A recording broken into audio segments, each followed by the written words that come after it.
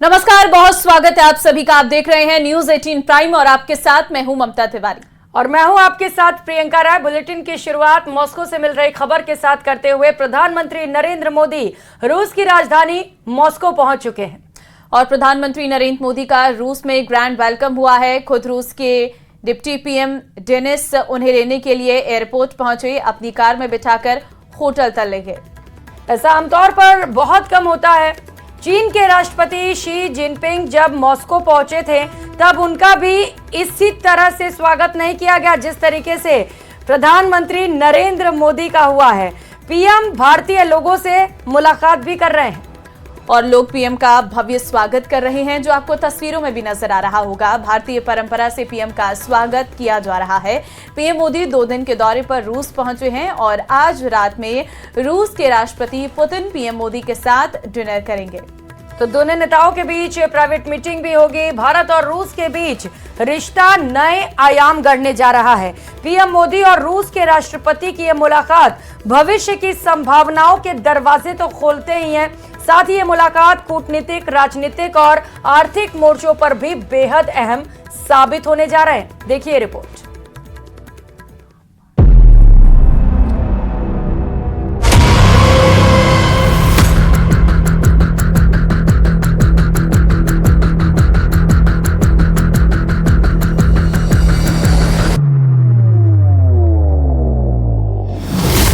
एक ऐतिहासिक घड़ी, एक ऐतिहासिक मुलाकात, एक ऐतिहासिक यात्रा।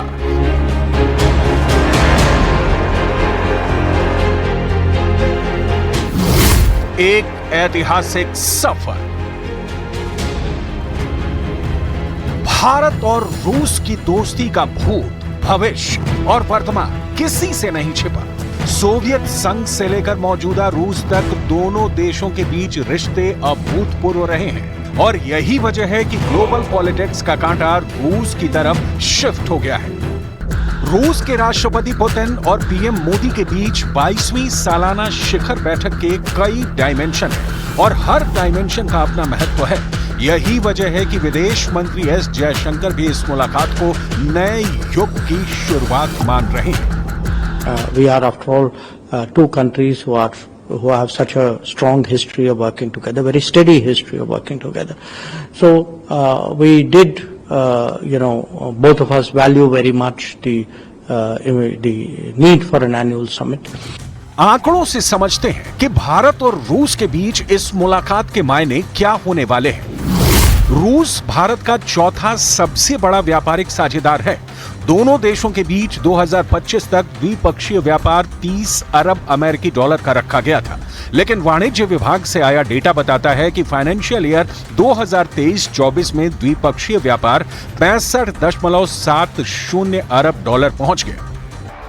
और इस तालमेल की नींव पड़ी थी शीत युद्ध के वक्त, जब सोवियत संघ ने महाशक्ति के रूप में और भारत ने विकासशील देशों के अंग के रूप में आपसी सहयोग किया था, जिसका असर दोनों देशों के मौजूदा सहयोग को लेकर देखा जा सकता है। भारत रूस को उसकी जरूरतों का सामान निर्यात करता रहा है, जिसमें दवाएं, organic chemical, electric machinery, mechanical appliances, लोहा और स्टील शामिल है, जबकि रूस की तरफ से तेल, पेट्रोलियम पदार्थ, फर्टिलाइजर, मिनरल रिसोर्स, बेशकीमती पत्थर और वनस्पति तेल आयात होता है। दोनों देशों के बीच रक्षा संबंध भी बेहद खास रहे हैं। इसे समझने के लिए कुछ आंकड़ों पर गौर करना जरूरी है। मौजूदा वक्त में रूस भारत के कुल हथियार आयात में लगभग 47% की हिस्सेदारी रखता है। भारत की थल सेना में T-72 और T-90 जैसे रूसी टैंक शामिल हैं, जबकि MiG-21, Su-30, MiG-29 जैसे लड़ाकू विमान भी इस साझेदारी का हिस्सा हैं। ब्रह्मोस मिसाइल को भारत और रूस ने संयुक्त रूप से विकसित किया है। भारत की आधी से ज्यादा पारंपरिक सबमरीन सोवियत डिजाइन की हैं। सारे क्षेत्रों में भारत और रशिया के बीच में बहुत घनिष्ठ संबंध है और संबंध बढ़ रहे हैं। अब हम सिर्फ रशिया से डिफेंस आइटम्स खरीदते नहीं हैं, बल्कि को प्रोडक्शन भी कर रहे हैं। दोनों देश मिल के भारत में बहुत सारे डिफेंस आइटम्स को का उत्पादन कर रहे हैं। तो उस की संभावना है जिसके बारे में बातचीत करेंगे।